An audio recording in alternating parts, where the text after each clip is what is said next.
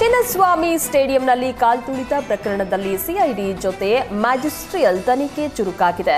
ಜಿಲ್ಲಾಧಿಕಾರಿ ಜಗದೀಶ್ ನೇತೃತ್ವದಲ್ಲಿ ನಡೀತಾ ಇರುವ ಮ್ಯಾಜಿಸ್ಟ್ರಿಯಲ್ ತನಿಖೆ 15 ದಿನದೊಳಗೆ ವರದಿ ಸಲ್ಲಿಸುವುದಕ್ಕೆ ಸರ್ಕಾರ ಸೂಚನೆ ನೀಡಿದೆ.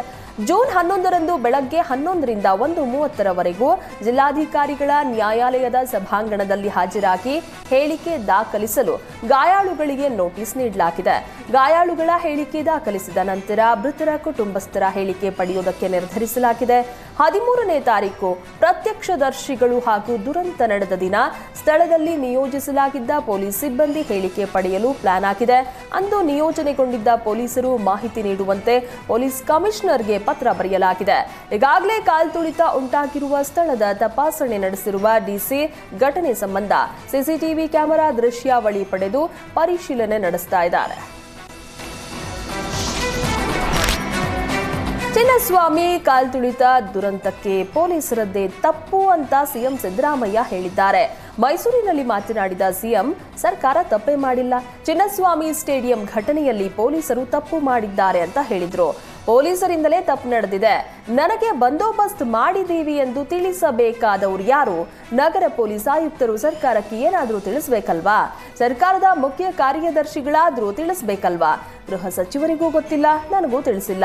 ಈ ದುರಂತದಲ್ಲಿ ಪೊಲೀಸರೇ ತಪ್ಪಿತಸ್ಥರು ಅಂತ ಸಿಎಂ ಹೇಳಿದ್ರು. ಮಧ್ಯಾಹ್ನ 3:50ಕ್ಕೆ ಆಸ್ಪತ್ರೆಯಲ್ಲಿ ಮೃತಪಟ್ಟ ಬಗ್ಗೆ ವರದಿಯಾಗಿದೆ. ಆದರೆ ನನಗೆ ಗೊತ್ತಾಗಿದ್ದು ಸಂಜೆ 5:45ಕ್ಕೆ. ಅಲ್ಲಿವರೆಗೆ ನನಗೆ ಏನ್ ನಡೆದಿದೆ ಎನ್ನುವುದೇ ಗೊತ್ತಾಗಿಲ್ಲ. ಇಲ್ಲಿ ಯಾರ್ಯಾರು ತಪ್ಪು ಮಾಡಿದ್ದಾರೆ ಅವರ ಮೇಲೆ ಕ್ರಮ ತೆಗೆದುಕೊಂಡಿದ್ದೇವೆ. ವಿಧಾನಸೌಧದಲ್ಲಿ ಯಾವುದೇ ದುರಂತ ಸಂಭವಿಸಿಲ್ಲ. ಸ್ಟೇಡಿಯಂನಲ್ಲಿ ನಡೆದ ದುರಂತಕ್ಕೆ ಬೆಂಗಳೂರು ನಗರ ಪೊಲೀಸರನ್ನ ಮಾತ್ರ ಅಲ್ಲ, ಡಿಸಿಪಿ, ಎಸಿಪಿ, ಪೊಲೀಸ್ ಇನ್ಸ್ಪೆಕ್ಟರ್ಗಳನ್ನ ಅಮಾನತು ಮಾಡಲಾಗಿದೆ ಅಂತ ಸರ್ಕಾರದ ನಿರ್ಧಾರವನ್ನ ಸಿಎಂ ಸಮರ್ಥಿಸಿಕೊಂಡಿದ್ದಾರೆ.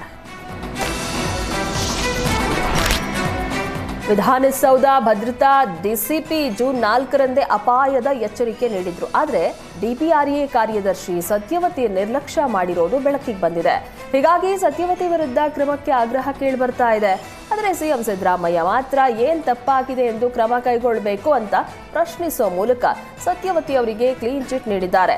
ಚಿನ್ನಸ್ವಾಮಿ ಸ್ಟೇಡಿಯಂನಲ್ಲಿ ನಡೆದ ಕಾರ್ಯಕ್ರಮಕ್ಕೆ ನನಗೆ ಆಹ್ವಾನ ಇರಲಿಲ್ಲ.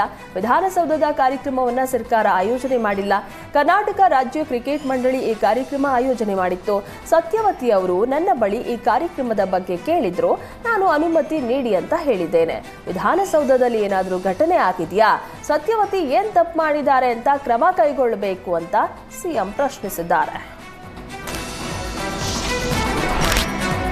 ಕಾಲ್ತುಳಿತ ಪ್ರಕರಣ ತೀವ್ರ ಸ್ವರೂಪ ಪಡೆದುಕೊಳ್ತಾ ಇದೆ. ಆಯೋಜನೆ ಮಾಡಿದ್ದು ಕೆಎಸ್ಸಿಎ, ತಪ್ಪು ಅವರದ್ದೇ ಅಂತ ರಾಜ್ಯ ಸರ್ಕಾರ ಹೇಳ್ತಾ ಇದೆ. ಸರ್ಕಾರವೇ ಸನ್ಮಾನದ ಪ್ರಸ್ತಾಪ ಮಾಡಿದ್ದು ಅವರಿಂದಲೇ ಲೋಪವಾಗಿದೆ ಅಂತ ಕೆಎಸ್ಸಿಎ ಹೇಳ್ತಾ ಇದೆ. ಈ ಆರೋಪ ಪ್ರತ್ಯಾರೋಪಗಳ ಮಧ್ಯೆ ಜೀವ ಕಳೆದುಕೊಂಡ 11 ಜನರ ಕುಟುಂಬಗಳು ಕಣ್ಣೀರಿಡ್ತಾ ಇವೆ.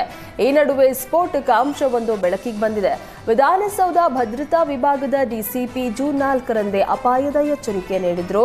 ಇದನ್ನ ಡಿಪಿಆರ್ಎ ನಿರ್ಲಕ್ಷ್ಯ ಮಾಡಿರೋದು ಕಂಡು ಬಂದಿದೆ. ಡಿಸಿಪಿ ಕರಿಬಸವನಗೌಡ ಜೂನ್ 4ರಂದೇ ಡಿಪಿಆರ್ಎ ಕಾರ್ಯದರ್ಶಿಗೆ ಪತ್ರ ಬರೆದು ಭದ್ರತೆಗೆ ಸಿಬ್ಬಂದಿ ಕೊರತೆ ಸೇರಿದಂತೆ ಅಪಾಯದ ಎಚ್ಚರಿಕೆಯನ್ನ ನೀಡಿದ್ರು. ಆದರೆ ಡಿಪಿಆರ್ಎ ಕಾರ್ಯದರ್ಶಿ ಸತ್ಯವತಿ ಡಿಸಿಪಿ ಎಚ್ಚರಿಕೆಯನ್ನೇ ನಿರ್ಲಕ್ಷ್ಯ ಮಾಡಿದ್ದು ಬಯಲಿಗೆ ಬಂದಿದೆ.